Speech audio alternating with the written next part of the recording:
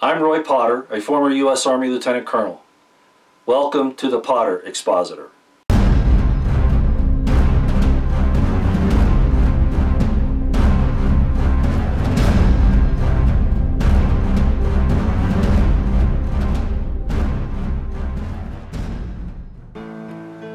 Hi ladies and gentlemen, I have a message for you before we get into the information.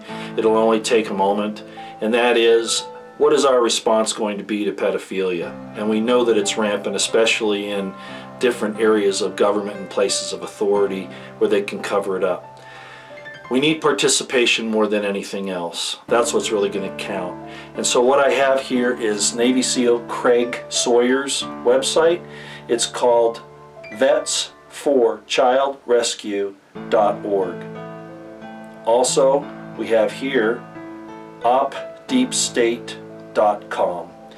If you'll visit those two sites and see what you can do to help, you don't need to spend a lot of time. We just need a lot of people to be involved for short times. Just little things that you can do. Please check those out. Thank you. Hi ladies and gentlemen, today is June 20th, 2017. And I wanted to explain a few things, especially on the last video. I added a note later, and I wanted you to understand that having President Trump use Article 2, Section 2 doesn't necessarily mean that we want arms on the streets with the militia. It could come to that, especially under the circumstances that we're quickly finding ourselves in. Why he is allowing this effort to go on in Syria and start a large regional war there with Russia and Iran is beyond me, considering his campaign promises. And I would like to consider the fact that it's some type of obfuscation so that they can go just after ISIS. But I don't see that on the ground. I'm not seeing that. I'm seeing an effort by McMaster and Petraeus and the deep state to force Donald Trump into a larger war over there. He's the commander-in-chief. If he's afraid or unwilling or being forced to make these decisions, he needs to talk to the American people that are his base, who he really answers to. I've heard Alex Jones say that he needs a fireside chat at least once a week.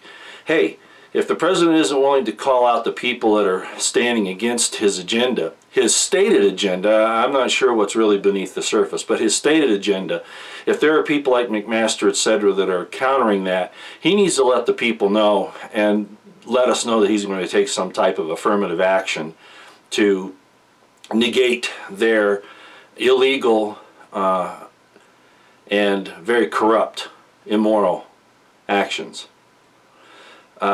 But having said that, my purpose in having him use Article 2, Section 2 was to actually give him a personnel base from which to draw where he can fill up agencies with people outside of the normal channels of congressional appointments and affirmations because of the dire state of the situation that we're in.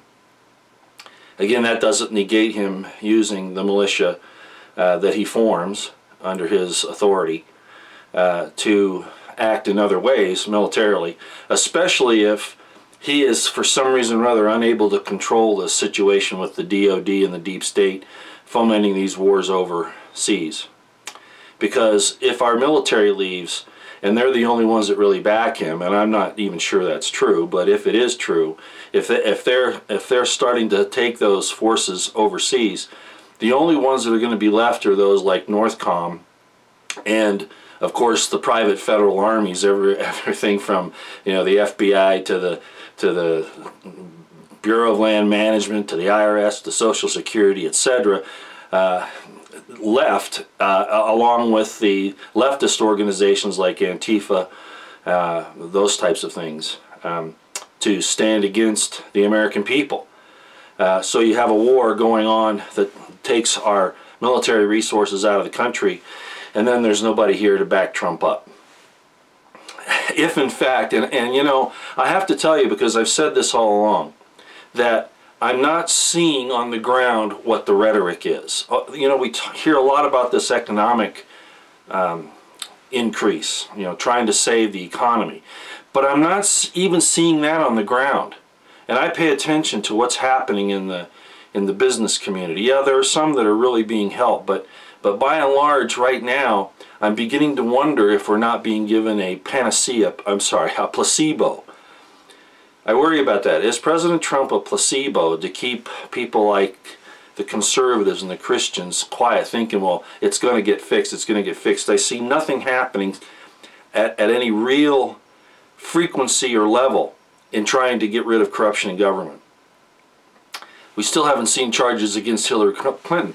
Mike Cernovich, how come a journalist like Mike Cernovich can find out that Hillary's been giving money to ISIS through the Clinton Foundation so that ISIS won't destroy the concrete factories in Syria? Why is it that people like Cernovich can find this information out, or George Webb, but the federal government can't or won't? So I still have a lot of questions. What am I really getting to here?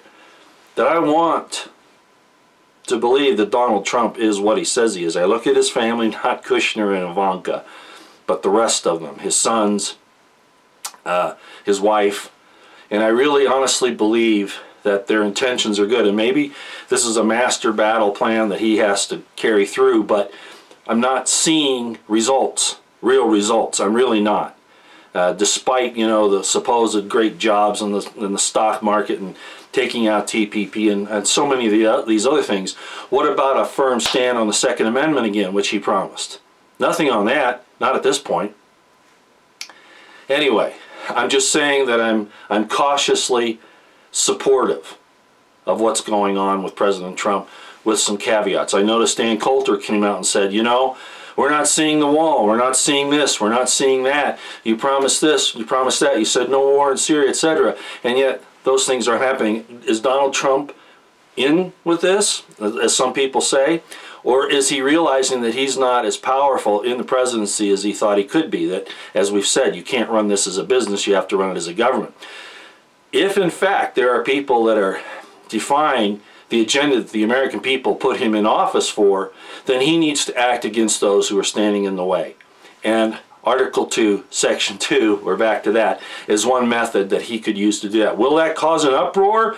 Absolutely. But at this point, we're looking at civil war here at home, instigated by the deep state, removing our military that can protect us to foreign wars, and leaving us as victims to a myriad of federal agencies and leftist Marxist organizations that are organized. The problem with the people defending themselves is, honestly, we're not organized. We might have masses of weapons, sporting weapons, whatever, but masses don't help you if you're not organized. And I've said for a long time that you can't organize because we need to keep this thing decentralized, and I still believe that. But Donald Trump has a tool, and he can use it if he will. But I see a reticence there. I don't know if it's fear. I don't know if it's because the battle plan, you don't want to play your hand too early. But again, as I've said many times, I'm not seeing on the ground what I'm hearing in my ears. They don't match up. They just don't. So I got to go along with Ann Coulter right now, and I've had some real disagreements with her, and I'm not going to tell you over what. But on this, I have to go along with her. And there are other people that are saying the same thing. I just saw on Twitter this morning that Craig Sawyer is saying that his PayPal account has been suspended again. Anybody who's trying to stand up to this thing is attacked, their funds taken, they're demonized. They go through these situations where basically they're kept from doing the good that they're trying to accomplish. Where's Jeff Sessions? He's still talking about the problem with marijuana? Is he really?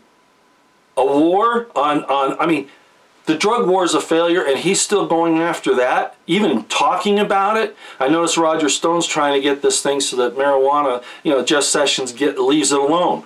Well, I'm not a marijuana user. I don't really give a crap about that any more than I do alcohol. But the government needs to stop thinking it can solve this problem, because it cannot.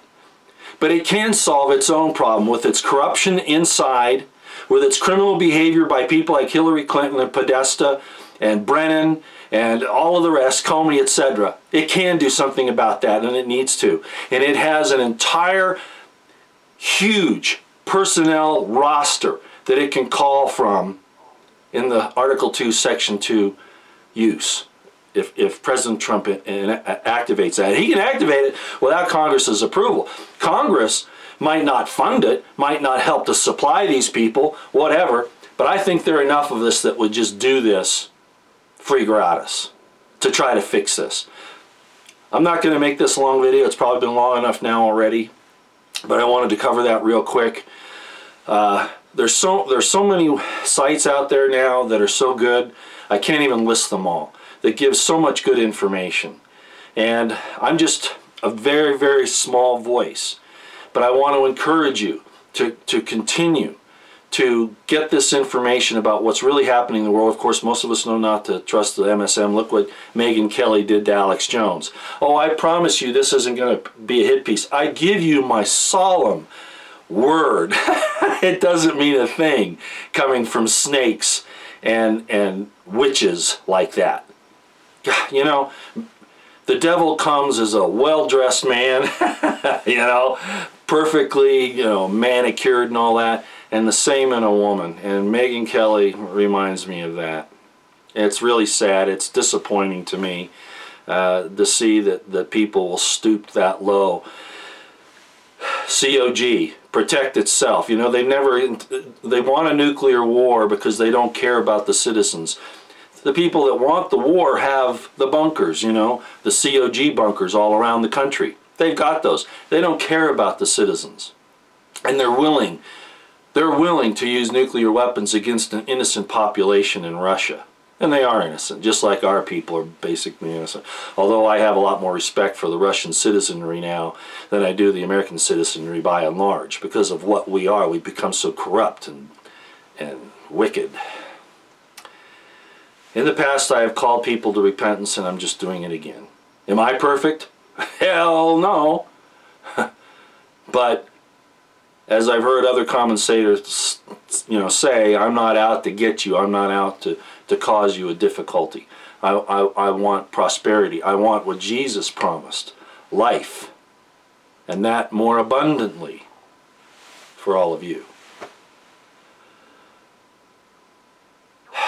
Let's let Donald Trump know that he's got to start talking to us, letting us know what's going on. But damn the national security thing. He is the ultimate declassification authority. And if there are things going on that are going to imprison and enslave the people of our nation, he has an obligation under his oath to tell us about it.